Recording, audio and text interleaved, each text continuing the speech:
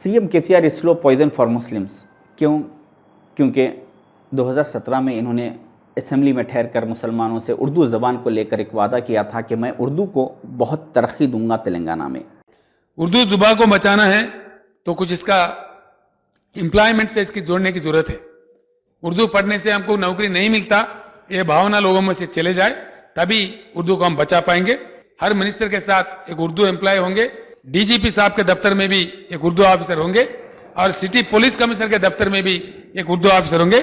इसके साथ साथ इन्होंने और कई वादे मुसलमानों से किए थे। उसकी वजह ये थी कि 2018 में इनको इलेक्शन जीतना था और वहाँ पर इनको मुसलमानों के वोटों की सख्त ज़रूरत थी और इन्होंने 2018 में वो वोट हासिल किए और कामयाबी हासिल की। 2018 के बाद इन्होंने उर्दू को कितना बड़ा नुकसान पहुँचाया, आप उसका इस बात से अंदाज़ा कीजिए। उस्मानिया यूनिवर्सिटी, जो कि हिंदुस्तान की नहीं बल्कि दुनिया की एक मशहूर यूनिवर्सिटी है, जिसको 1918 में मीर उस्मान अली बादशाह ने क़ायम किया था और उसका एक लोगो बनवाया था। उस लोगो पर इंग्लिश, उर्दू और अरबी में तहरीर था। 2020 में जब सारी दुनिया, सारा हिंदुस्तान और तेलंगाना जब कोरोना की वबा में परेशान था, उस वक्त अंदरूनी तरीक़े से किसी को कानो कान ख़बर ना हो, उस अंदाज में 16 अक्टूबर 2020 को सीएम केसीआर साहब ने उस्मानिया यूनिवर्सिटी के लोगों को चेंज कर दिया और उस पे से हमेशा हमेशा के लिए उर्दू और अरबी को ख़त्म कर दिया। इन्होंने उर्दू को क्यों लोगों पर से निकाला? आप उस्मानिया यूनिवर्सिटी की विकिपीडिया चेक कीजिए। इस यूनिवर्सिटी में अभी तक 80 से ज़्यादा ममालिक से स्टूडेंट्स आके तालीम हासिल कर गए और आज भी कई मुल्कों के बच्चे यहाँ पे तालीम हासिल कर रहे हैं।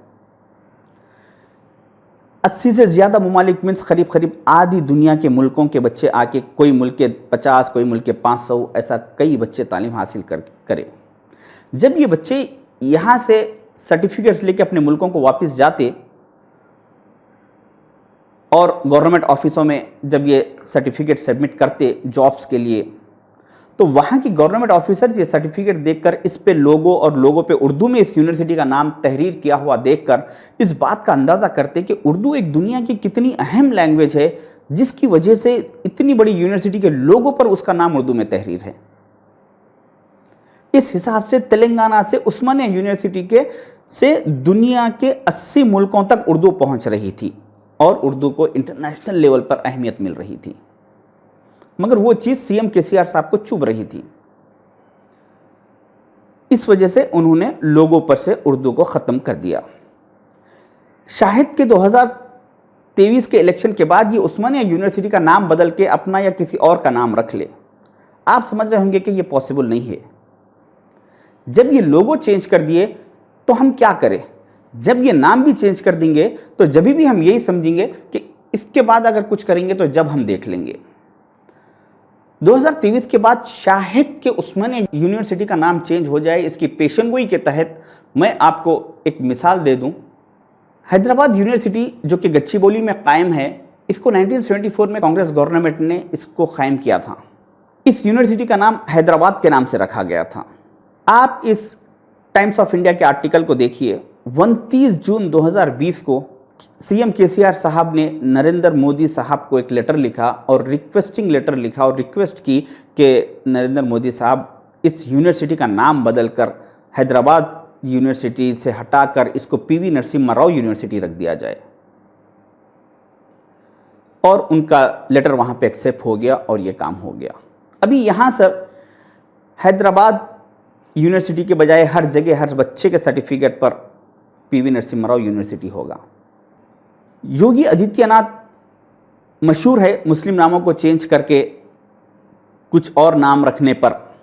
योगी आदित्यनाथ ने कई रोडों के और कई डिस्ट्रिक्टों के नाम चेंज कर दिए, मगर अभी तक उन्होंने कोई किसी भी तालीमी इदारे से या किसी यूनिवर्सिटी से मुसलमान के नाम को चेंज करने की जरूरत नहीं की। सीएम केसीआर साहब उनसे 4 कदम आगे निकले। सीएम केसीआर साहब पहले तालीमी दुनिया से मुसलमानों को ख़त्म करना चाह रहे हैं और तालीमी इदारों से मुसलमानों के नामों को हटाना चाह रहे हैं। योगी आदित्यनाथ हमेशा से फ़िरका परस्ती की बात किए और मुसलमानों से दुश्मनी जाहिर किए। केसीआर साहब हमेशा सेकुलरिज्म की बात करें और मुसलमानों से मोहब्बत की बात करें। योगी आदित्यनाथ हमसे सामने से मुकाबले के लिए आ रहे हैं, हम इनका मुकाबला करना आसान है। केसीआर साहब सेकुलरिज्म का चोला ओढ़ के हमारे पीछे से आ रहे हैं, हम इनका मुकाबला करना बहुत मुश्किल है। अब इसके बाद आप डिसाइड कीजिए कि 2023 में ये हमारे 23 के बाद कितने मुसलमानों के लिए फ़ायदेमंद है और कितने नुकसानदेह है। ये मेरा पार्ट 2 है।